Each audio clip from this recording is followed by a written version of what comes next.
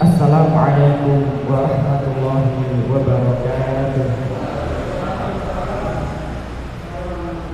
Alhamdulillahirabbil alamin, shalawatu wassalamu ala nabiyyina Muhammadin wa ala alihi wa ashabihi ajma'in, amma ba'd. Hadirin Bapak Ibu jamaah sekalian yang dirahmati Allah Subhanahu wa taala. Alhamdulillah kita bisa menghadiri kajian ngaji bareng Samara pada malam hari ini. Mudah-mudahan Allah Subhanahu wa taala mencatat kebaikan, mencatat niat kita, dan juga Allah ridho kepada kita sehingga kita menjadi orang-orang yang terus belajar menuntut ilmu. Amin ya rabbal alamin. Maka kami akan menyampaikan susunan acara pada malam hari ini. Yang pertama yaitu pembukaan, kemudian yang kedua yaitu pengumuman, yang ketiga yaitu tausiah inti, yang keempat nanti dilanjutkan tanya jawab, dan yang kelima yang terakhir yaitu penutup.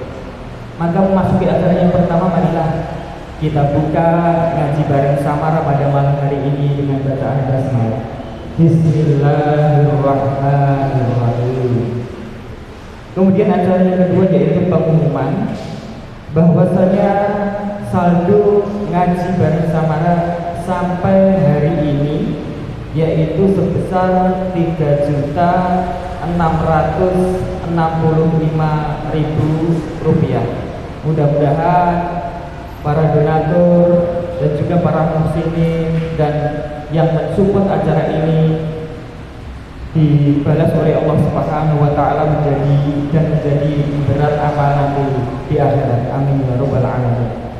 Kemudian pengumuman yang selanjutnya yaitu nanti setelah sholat isya, panitia ngaji bareng Samara menyediakan minuman, makanan, monggo kita nikmati bersama sambil ngobrol, sambil curhat atau sambil tukar pikiran sehingga bisa merekatkan ukhuwah sesama kaum muslimin.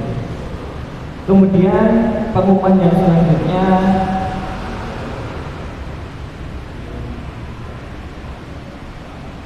yaitu ngaji bareng Samara pekan depan akan disampaikan oleh Ustadz Hafidzus Salam Baju dengan tema fikih kurban kedua. Jadi melanjutkan fikih kurban yang pertama kemarin. Kemudian acara yang ketiga yaitu acara inti, yaitu tausiah yang akan disampaikan oleh beliau Ustadz Utsman Hadi SPDI dengan tema menumbuhkan semangat berkorban. Kepada beliau waktu dan tempat kami persilahkan. Assalamualaikum warahmatullahi wabarakatuh.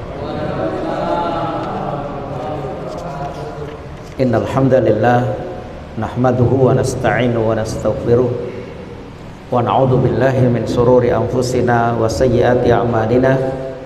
May yahdihillahu fala mudilla lahu wa may yudlil fala hadiyalah. Asyhadu an la ilaha illallah wahdahu la syarikalah wa asyhadu anna Muhammadan abduhu wa rasuluh.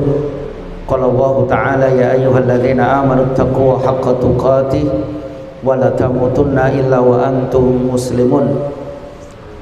Wa qala ya ayyuhalladzina amanu taqullaha wa qulu qawlan sadida yuslih lakum a'malakum wa yaghfir lakum dhunubakum wa may yuti'illaha wa rasulahu faqad faza fawzan 'azima. Amma ba'd. Bapak Ibu jamaah kajian rutin Samara yang dimuliakan Allah taala, senantiasa tiada henti dan bosan kita banyak bersyukur atas nikmat yang Allah berikan. Apapun dan berapapun nikmat itu yang kita syukuri, nikmat sehat. Semoga kita semua yang hadir di sini beserta keluarga kita Allah limpahkan kesehatan dan keselamatan. Yang kita syukuri nikmat rizki, semoga Allah melimpahkan rizki yang barokah untuk kita semua. Yang kita syukuri umur, semoga Allah memberikan umur yang barokah untuk kita semua. Salawat dan salam senantiasa terlimpah atas Nabi Muhammad sallallahu alaihi wasallam beserta keluarga, sahabat dan pengikutnya. Bapak Ibu yang dimuliakan Allah Ta'ala, sebagaimana tadi disampaikan bahwa kajian pada malam hari ini dengan tema menumbuhkan semangat berkurban. Mengawali kajian ini saya menukil pertama di surat Al-An'am ayat 162. A'udzu billahi minas syaitonir rajim. Qul inna sholati wa nusuki wa mahyaya wa mamati lillahi rabbil alamin.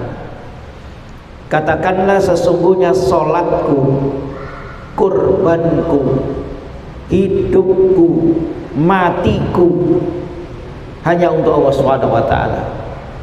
Jadi salat dirangkai dengan kurban.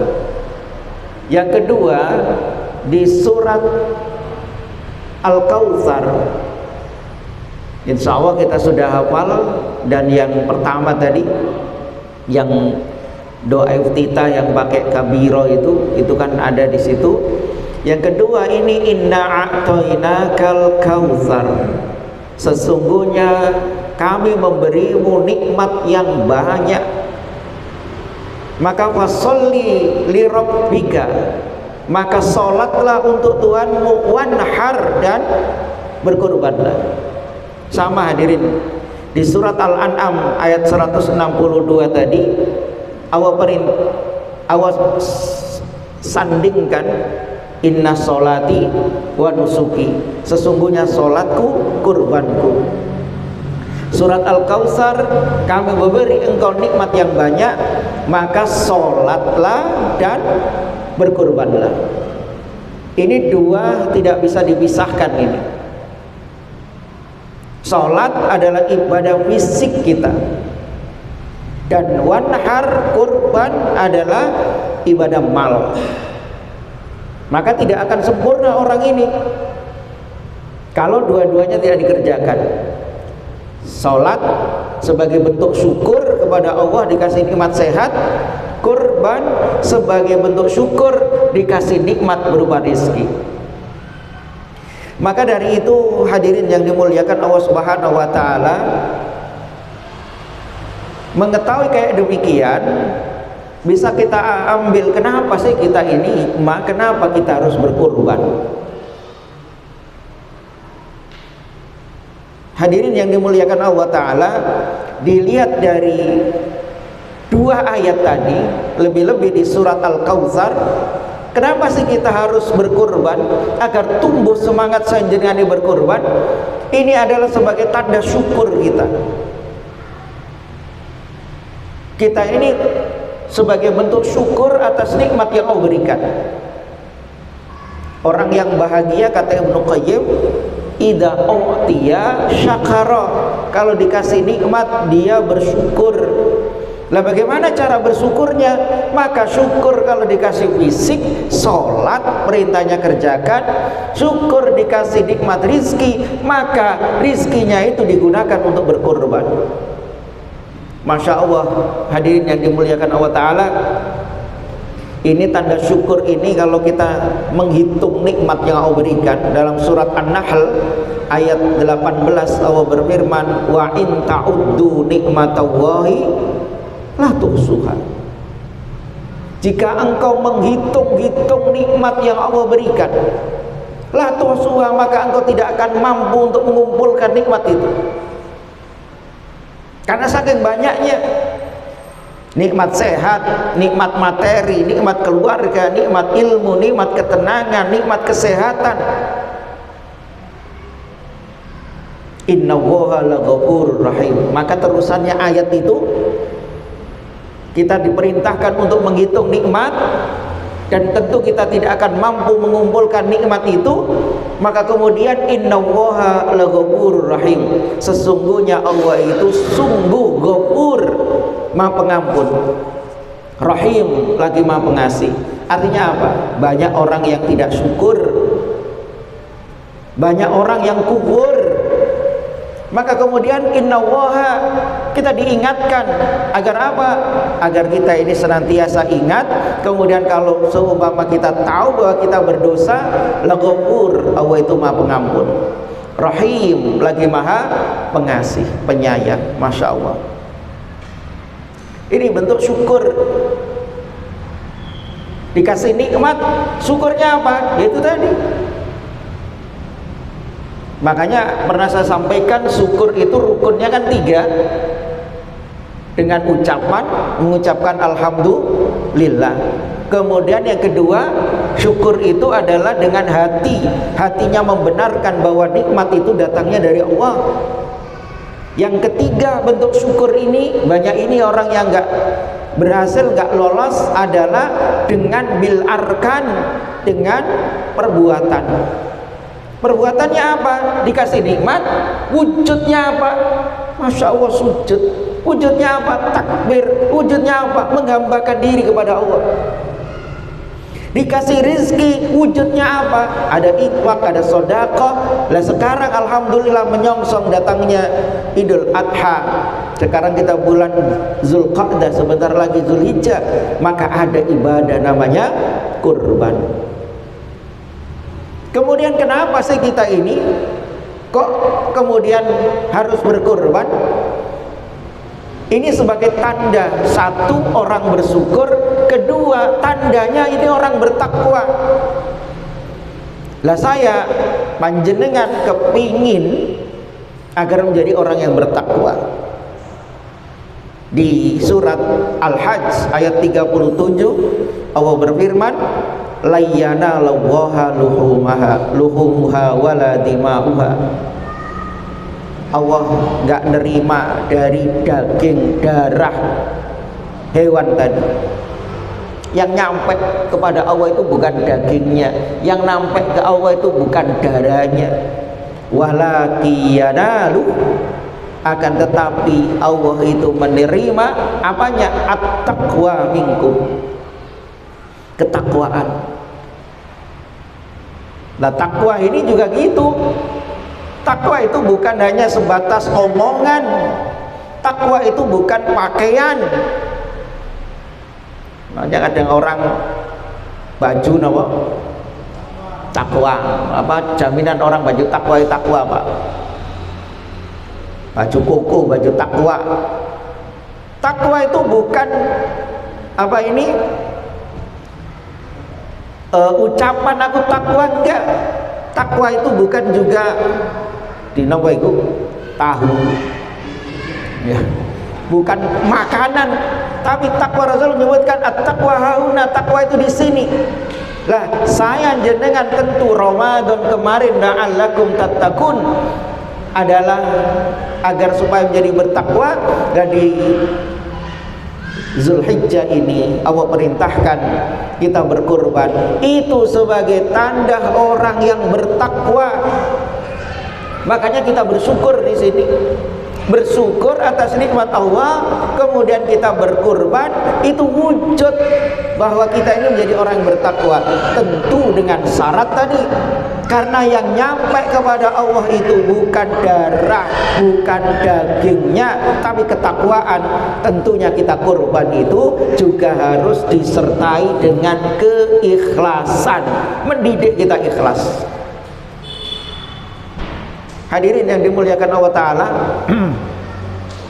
Rasulullah itu pernah kurban 1 ekor domba. Beliau sembelih untuk beliau, kemudian beliau nyembelih 1 lagi untuk umatnya. Pernah suatu saat Rasulullah itu nyembelih bukan domba, hadirin, tapi apa?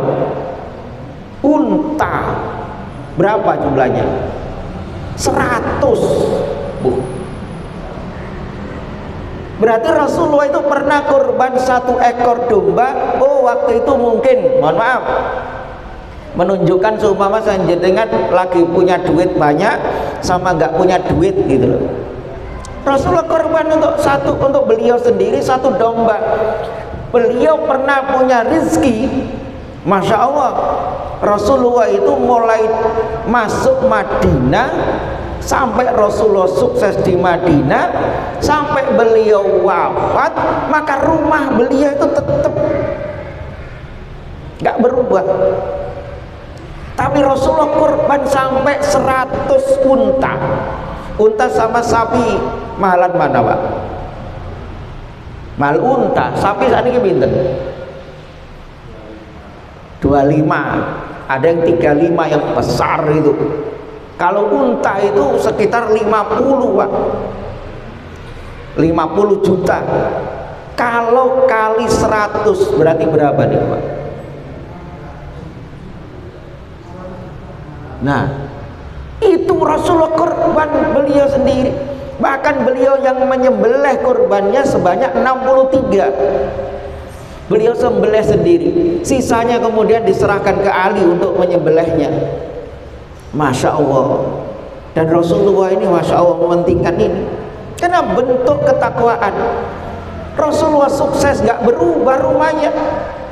Kan beda kalau dengan umatnya. Sukses langsung berubah Pak. Karepe akeh.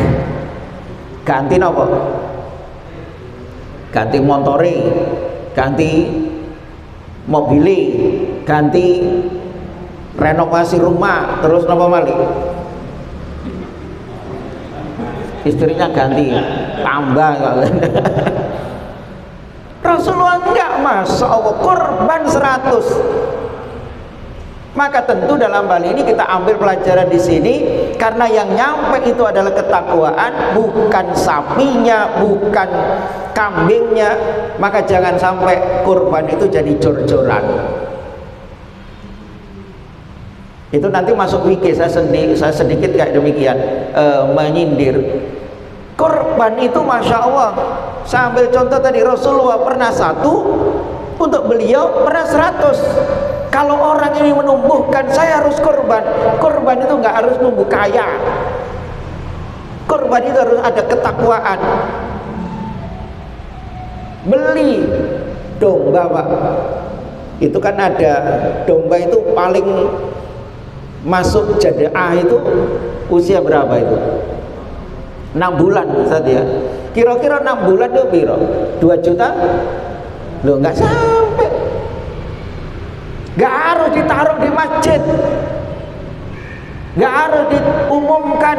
Loh ini ada keikhlasan. Ya Allah saya kepingin korban.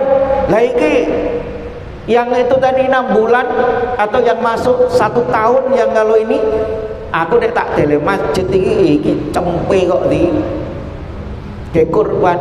Kalau kepingin ya Allah di rumah beli disembelih sendiri, kemudian dibagi ke tetangga, sana betul gitu.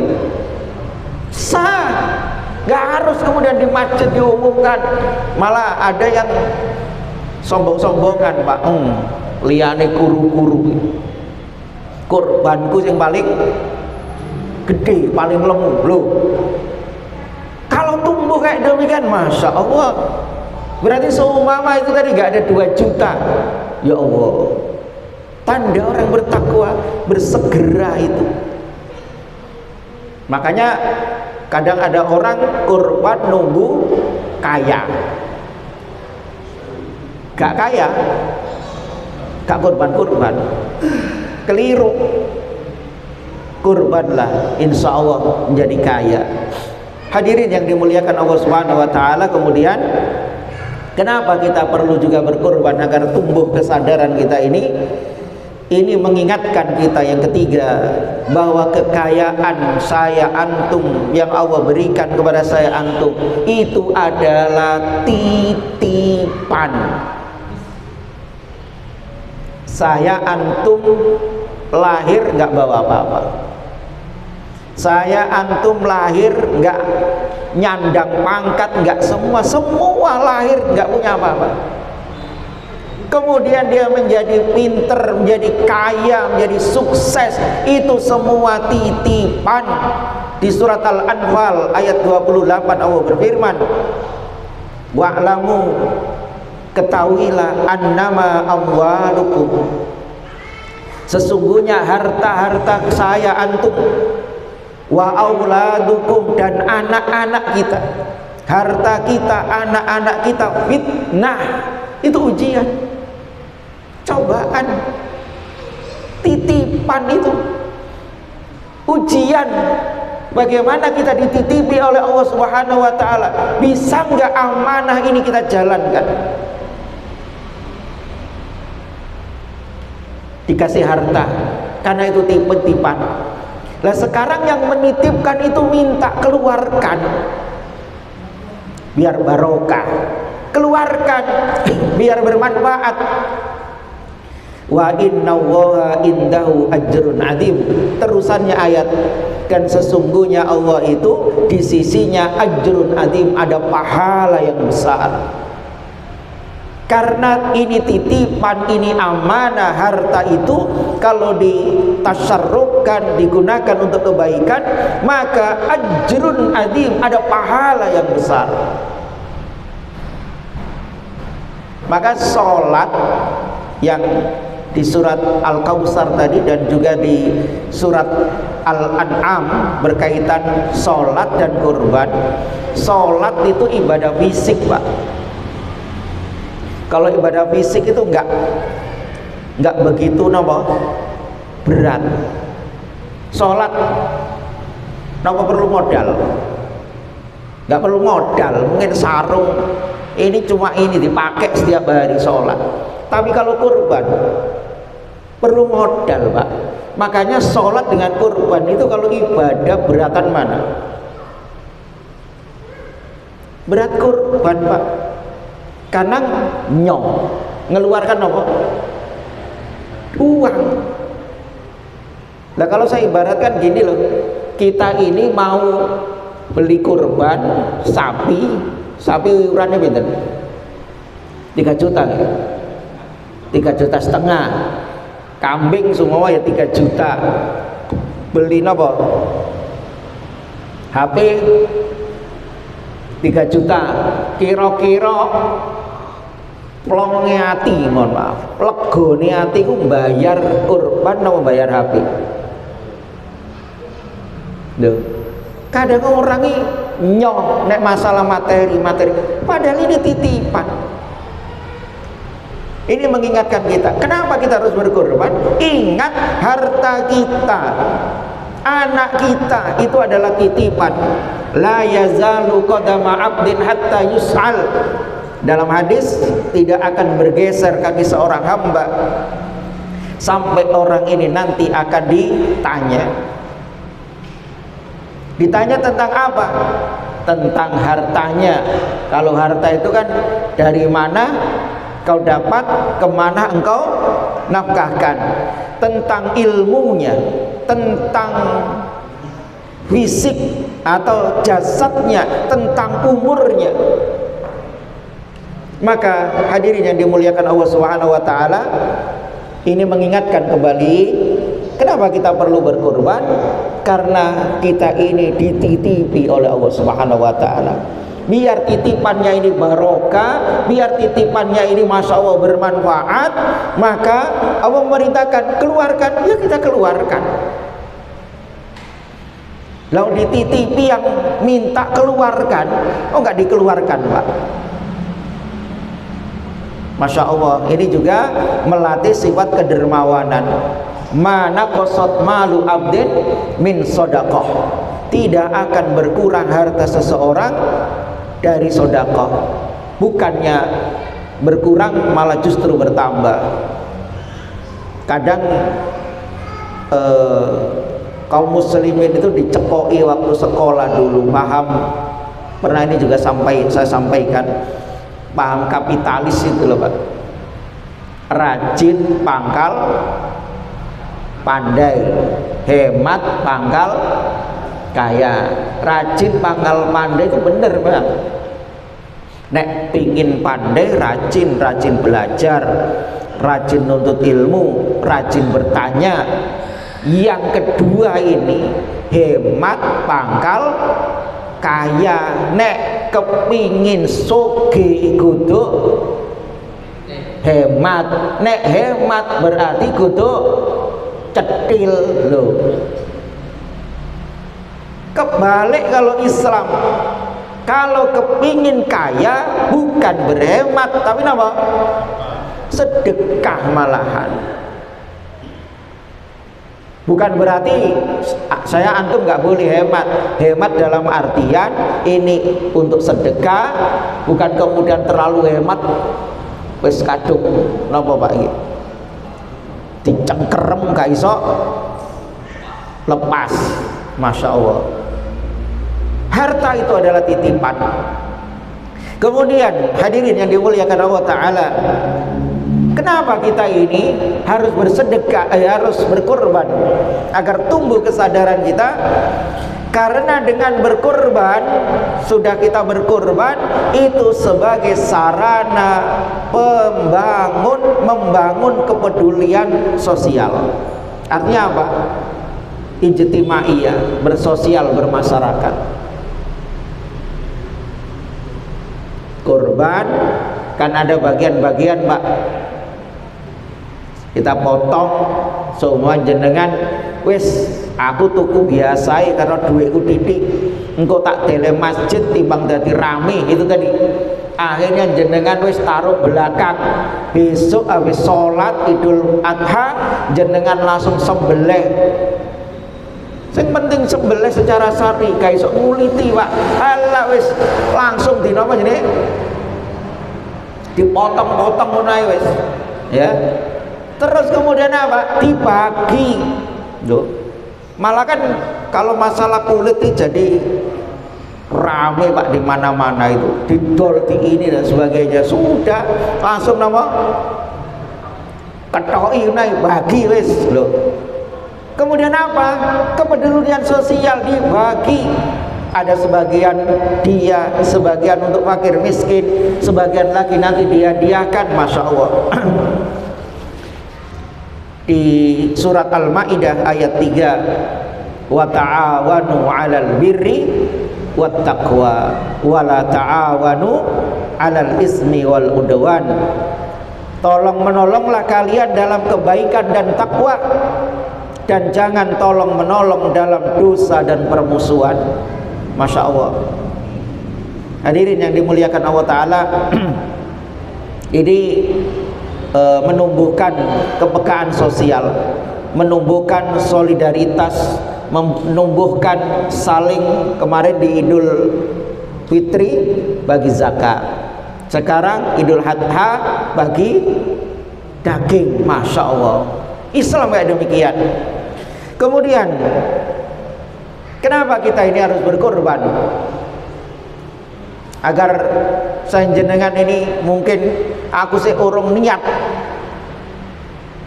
Kan kadang ada orang itu sudah dari jauh sudah berniat, ada orang itu baru niat karena ngerti, atau mungkin belum sama sekali, pemahaman yang keliru. Soalnya ada yang kapan hari itu ada yang beranggapan bahwa kurban itu adalah ibadah seumur hidup sekali.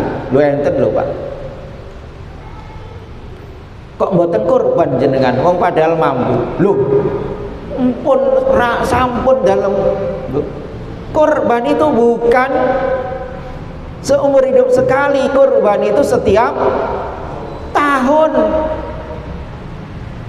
Nah ini kadang banyak yang nggak sadar Pak Bu, banyak yang nggak memahami. Ya Allah, kalau itu tadi seumpama kambing itu tadi, satu ekor kambing kan untuk satu keluarga bisa. Rasulullah bisa pernah tadi nyembelih satu untuk beliau, satu untuk umat beliau. Pernah Rasulullah punya rezeki, Rasulullah berkorban 100 ekor unta. Kita ambil yang paling minim tadi Pak, Rasul kurban dengan satu. Kalau seumpama itu tadi kambing, sudahlah, nek seumpama nggak bisa beli yang 4 juta, beli yang 3 juta, nggak bisa beli 3 juta, 2 juta, beli yang bawahnya lagi. Soalnya nyuwun sewu, ada, saya pernah Pak, 2 orang, saya masih telepon, Ustadz saya itu punya duit 1 juta Ustadz. Pak Bu, saya kepingin korban.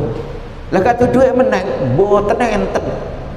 Wansal oleh tak ono. Tapi gak tak tele Medion ya.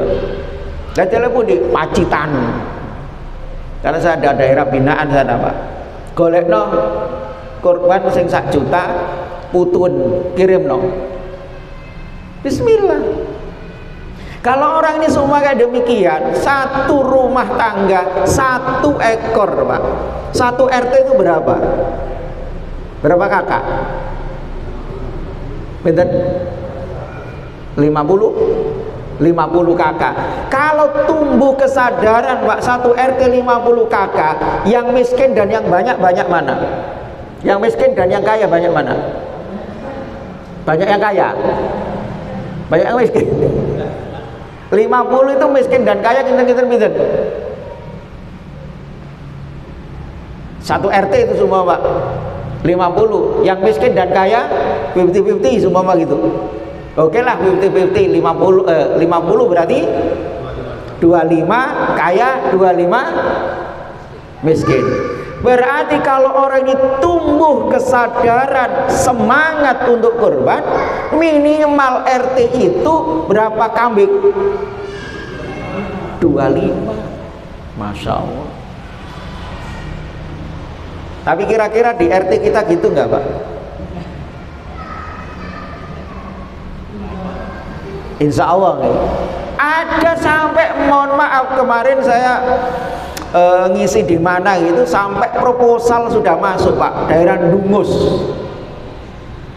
Saya ngisi kapan hari itu, minta di ini wiki kurban, kemudian dari takmirnya itu mengatakan, Ustadz ini sudah masuk proposal pengajuan hewan kurban. Daerah mana? Dungus. Nggak tahu. Lah kenapa? Nggak ada sama sekali. Allahu a'lam. Makanya belum sampai mungkin mereka memahami. Padahal dua motor kabeh lho Pak. Ya Allah, kebutuhan ngerokok lo iso. Gudang garam pinten sak pakai Pak? 25 kan? Nggih. 25.000 sehari habis diobong gitu. 25 kali 30 700 ya, 25 kali 3 berarti 751 bulan. Kalau dia kurban nyelengi 250 angel, diobong 750. Hadirin yang dimuliakan Allah Ta'ala. Kemudian kenapa kita harus berkurban? Agar kita ini memahami ini sebagai syiar Islam dan sunnah Nabi Muhammad, sunnah Nabi Ibrahim alaihissalam. Di dalilnya di surat As-Saff ayat 102-107. Ini berkaitan dengan kisah Nabi Ibrahim dan Nabi Ismail. Nabi Ibrahim ini sering minta ta'ambil hikmah sebagai pengingat. Nabi Ibrahim sudah menikah, kepingin anak, sudah dikaruniai anak, tumbuh lucu-lucunya sebagai qurrata ayun, penyejuk jiwa, penentram hati. Allah perintahkan, ini ujian. Ibrahim sembelih, Masya Allah. Makanya kurban itu 3, tidak bisa dipisahkan hadirin. Nabi Ibrahim, ibunda Hajar, terus Ismail. Ibrahim bapak, ibunda Hajar ibu, terus Ismail anak. Kurban ini Pak, dari dulu itu kalau saya amati dekat dengan tahun ajaran baru. Ini ujian. Jenengan bapak-bapak, jenengan sudah niat kurban. Ibrahim perintah kurban. Ibrahim ngomong sama sama istrinya, kalau memang itu perintah kerjakan. Jenengan sudah niat kurban, nyelengi Pak, oleh 3,5 juta, ngomong sama istri jenengan. Maka ketika ngomong sama istri, sama Ibrahim ngomong sama Ibunda Hajar, kalau memang itu perintah kerjakan. Tapi kalau saya jenengan kadang wes ngomong, tapi kadang nggak nyumpot, Pak. Bu, aku arep kurban. Lah duit tak? Alhamdulillah duit. Ada yang alhamdulillah, ada yang enggak, Pak. Napa? Nyegat. Wala, Pak. Kurban tahun ngarep iso. Kabeh nek arisan gawe gelang. Aku iki bojone Pak RT, Pak RW. Guyonan ini, Pak. Nek rapat RT PKK aku tok sing gak gelangan. Gak izin lah sampean nambah aku. Kira-kira ya napa, Pak? Gelang apa sapi?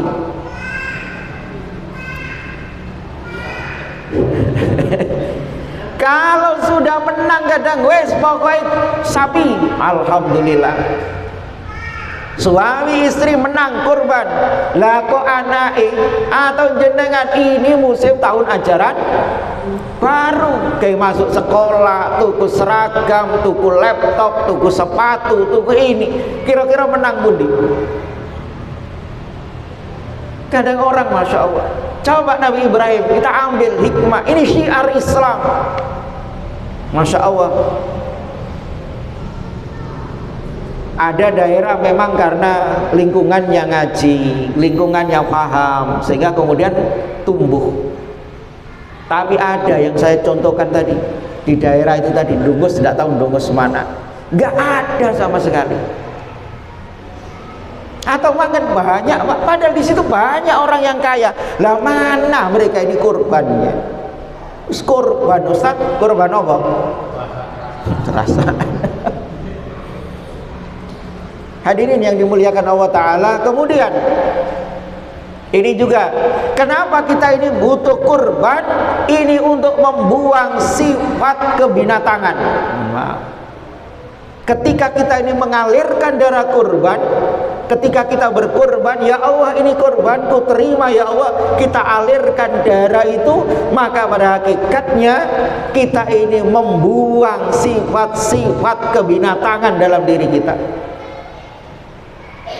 Saya menukil di Mukhtasar Minhajul Qasidin Ibnu Qudamah, hadirin, ada pemicu dosa dalam diri manusia. Itu pemicunya ada 4. Karena saya antum itu diciptakan oleh Allah dari macam-macam, sudah ini ada sifat semuanya. Maka pemicunya, kata Ibnu Qudamah, dalam diri kita itu sifat yang pertama ini sifat rububiyah, sifat ketuhanan. Dalam diri saya antum itu ada sifat rububiyah, ketuhanan. Karena saya antum ini diciptakan oleh Allah Ta'ala, maka dalam diri kita itu ada sifat ketuhanan. Apa contohnya? Sombong. Sombong, Tuhan itu kan sombong, Pak. Boleh nggak Tuhan sombong? Ya boleh. Bangga, ini loh milikku, lo Tuhan nggak apa-apa, Pak. Pemaksa, dipaksa. Tuhan nek gak ancaman rokok. Loh, sifat Tuhan, Pak. Suka pujian. Makanya kita senantiasa mengucapkan hamdalah, memuji Allah. Tuhan itu suka sanjungan, superioritas. Itu sifat Allah Subhanahu wa Ta'ala, dan itu milik Allah. Gak boleh manusia. Tapi nyun sewu, dalam diri manusia itu tadi sombong ada nggak? Bangga ada. Pemaksa ada, Pak. Wow, nek gak melu aku tak. Loh, suka pujian ada, malah wah nek dipuji saweneng langsung. Yang kedua, pemicu dosa itu, kata Ibnu Qudamah, adalah sifat syaitoninya. sifat setan, Pak. Bar ketuhanan terus sifat setan. Karena dalam diri jenengan itu ada. Apa kata beliau? Sifat setan itu ada dengki. Dalam diri kita ada dengki, ada kezoliman, ada tipu muslihat, ada tipu daya, ada kecurangan, kemunafikan, bid'ah, kesesatan. Itu dari mana? Syaitan. Tumbuh ada dalam diri kita. Terus yang ketiga pemicunya apa kata beliau? Sifat lah ini tadi, bahimiyah, kebinatangan. Makanya sembelih itu biar apa? Sifat binatangnya ini hilang. Apa sifat kebinatangan? Binatang itu Pak sifatnya rakus. Napa lagi? Menghalalkan segala cara, ambisi untuk memenuhi perut dan bawah perut.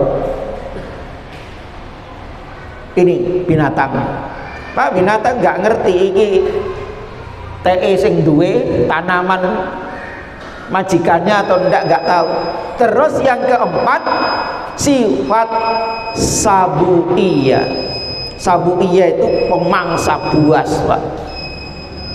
Amarah, dendam, agresif, memukul, membunuh, itu ada dalam diri manusia. Maka kata beliau, sifat-sifat ini punya tahapan dari sifat rububiyah, sifat syaitoniyah, sifat apa ini tadi? Bahimiyah, kemudian sifat sabuiyah.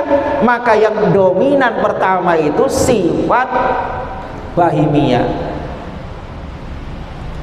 Hewan itu tadi, Pak, rakus, menuruti apa?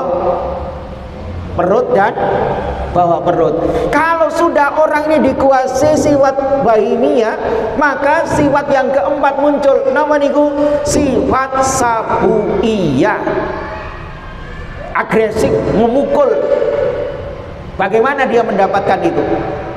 Nggak peduli. Terus kemudian baru masuk sifat yang kedua, sifat syaitoniyah. Maka dia untuk mendapatkan itu, maka dia melakukan tipu daya, tipu muslihat, makar dan sebagainya. Kalau sudah dikuasai, baru yang pertama tadi, apa? Rububiyah, merasa aku. Lah ini kurban itu sanjenengan dibuang sifat-sifat kayak demikian. Allahu a'lam. Demikian hadirin. Isa. Yang terakhir, yang ketujuh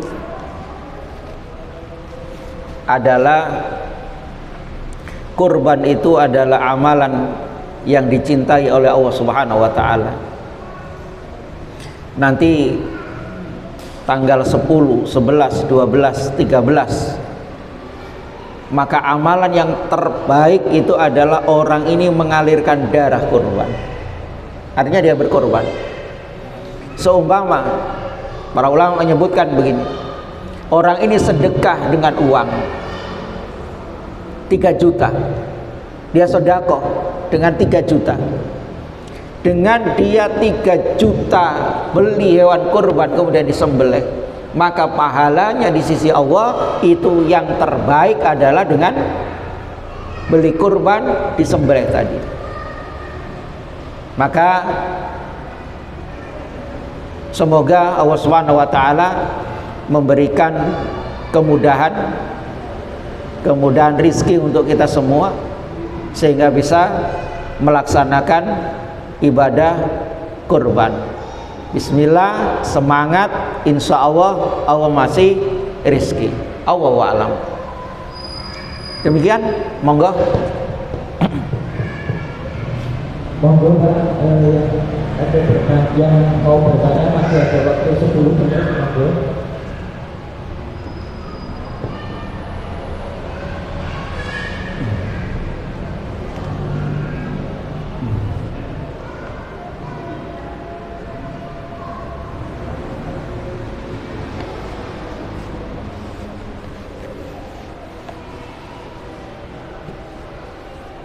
Cukup.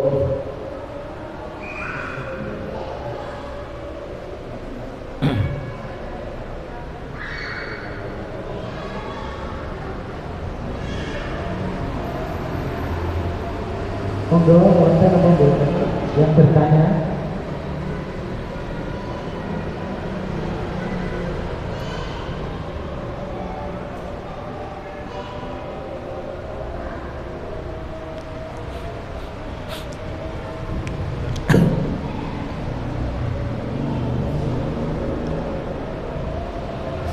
Kelihatannya tidak ada yang bertanya, Pak. Nggih. Nggih. Alhamdulillah. Paham berarti. Ya, intinya semoga semangat kurban ini ya apa ini umat Islam khususnya di daerah kita Allah tumbuhkan untuk lebih banyak berkorban. Soalnya begini Pak, tidak tahu di tempat kami biasanya itu banyak yang daftar. Tahun ini sampai panitia, Ustadz kok sepi-sepi saya. Wallahu alam. Ada yang masjid itu kemarin sudah penuh.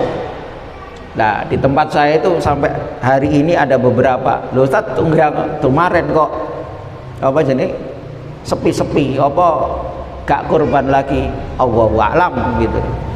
Makanya dalam hal ini bismillah, kurban itu wa may yattaqillah, karena iman, barang siapa yang bertakwa kepada Allah maka Allah kasih yarzuqhu min haitsu la yahtasib, Allah kasih rezeki yang tidak disangka-sangka. Itu mungkin hadirin yang dimuliakan Allah Ta'ala. Alhamdulillah, semoga sekali lagi Allah melapangkan rezeki untuk kita semua dan kita semua bisa berkorban tahun ini. Demikian, wassallallahu ala nabiyyina Muhammad walhamdulillahirabbil alamin. Wassalamualaikum warahmatullahi wabarakatuh. Waalaikumsalam. Hadirin sekalian, memasuki acara yang terakhir yaitu acara yang kelima. Marilah kita tutup ngaji bareng samaran dengan bacaan sabda. Alhamdulillah